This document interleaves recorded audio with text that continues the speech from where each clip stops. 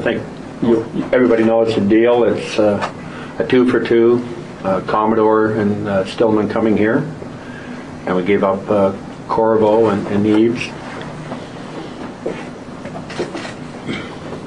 And from there, I'll listen. Why? What do you? Because you people have been asking me all along to make a trade, so I made a trade.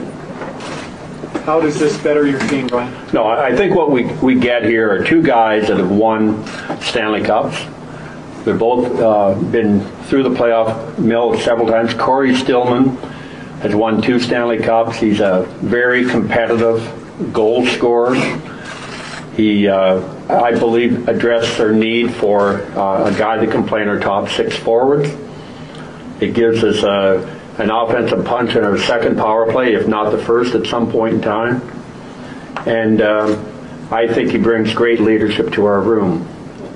Mike Commodore, big guy, competitive, gritty, just defensively a real solid battler. I think our presence around our own net has been lacking a little bit. And Mike brings that dimension to the hockey team, and I believe very quickly will fit in with both of them will fit in very quickly, and in the tough times, their background, their winning ways will really address a big need in our room. How hard was it to make this deal? We know that you've been active for a while, and just finally it seemed like pieces fell apart. Yeah, Jim Rutherford and I have talked. Probably more than 2 weeks, off and on, about different scenarios. Eventually you get to a point where you want to do it prior to the cutoff date, where everybody's scrambling in the last day. We felt comfortable in doing it early. I think we both have needs in our hockey team, and they're fighting for the playoffs. He also wanted to lock up a guy with a contract in Joe Corvo, and a guy that brings offense from the back end for him. He gets a young guy in Patty Eaves, and if I can say anything, I sure feel bad about having to give up a guy like Patty. I like him as a person. I think he has a chance to score goals in this league and be a good player. But deals are always tough to make. Deals are always give and take. We had to address some of their needs, and they helped us address ours. And I think it's a message again to the community that this team wants to win a Stanley Cup. And does this put us closer? I believe so, just because of what we've added in the two individuals. How much does it help, I guess, the pressure of not having the Corvo contract on the books now for 2 years? Well, I have to be honest, that's one of the things I looked at. Without a doubt, I think that it opens different doors for me this summer. It opens opportunity to make a deal with maybe one of our unrestricted people, or go shopping for a different type of defenseman. And bottom line is we have a little flexibility, which we didn't have before.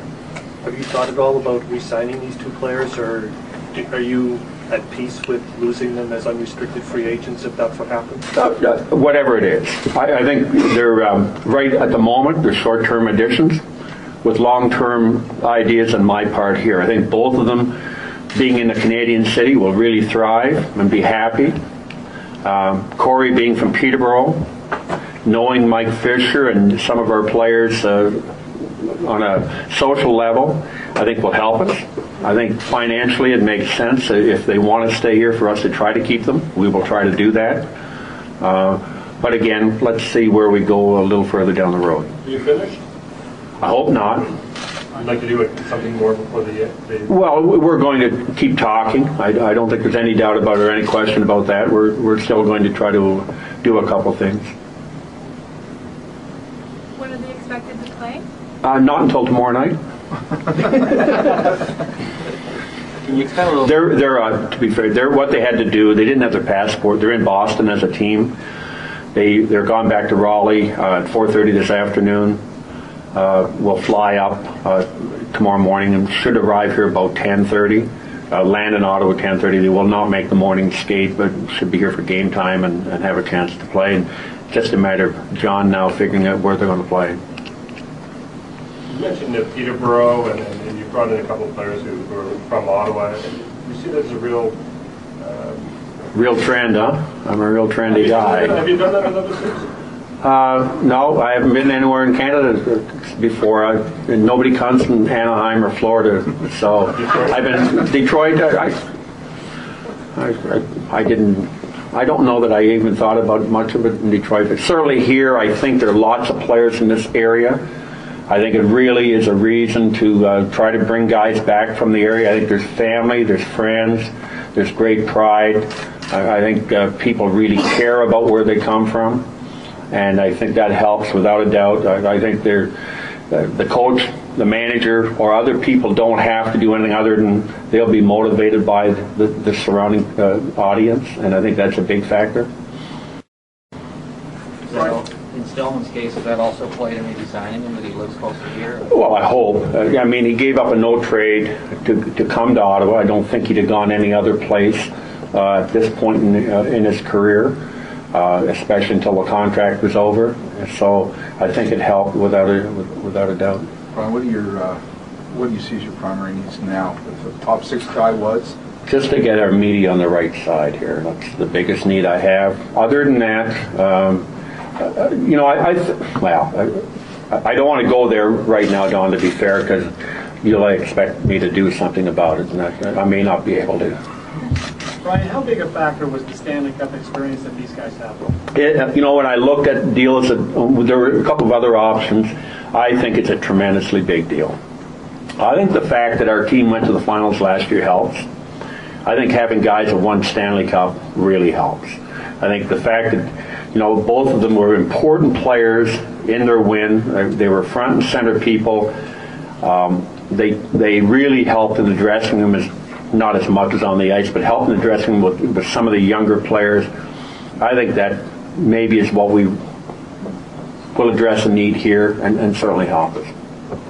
Bryan, you said that Stillman might be a good fit with Fisher. Could Commodore be a good fit with Red? I think that's one of the things, but you can ask John. I'm not going to be placing players in any particular order, but very definitely he gives us a physical presence, a big size guy around the net, and defensively quite responsible. I think it frees up an offensive type of guy to go do his thing a little more often and be protected.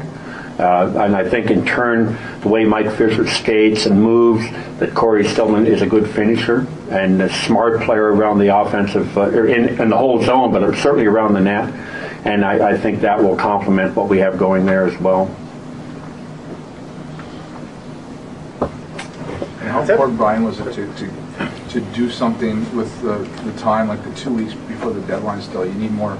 Well, sometimes. Well, I know what happens when you get to that last day. There's 10 people calling and 10 offers on the table, and it might be a little different, but the price does go a little different.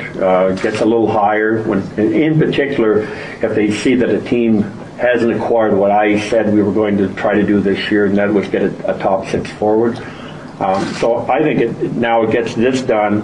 If we do something else, the pressure is very different on us, and I think it gives us a few games more to get the guys in the chemistry of the team as well. And if you can't get anything else done, are you content? I think we have a heck of a hockey team now. I'd like to see a few more than whether we add anybody or not. A few more than 3 guys scoring a lot of the points here.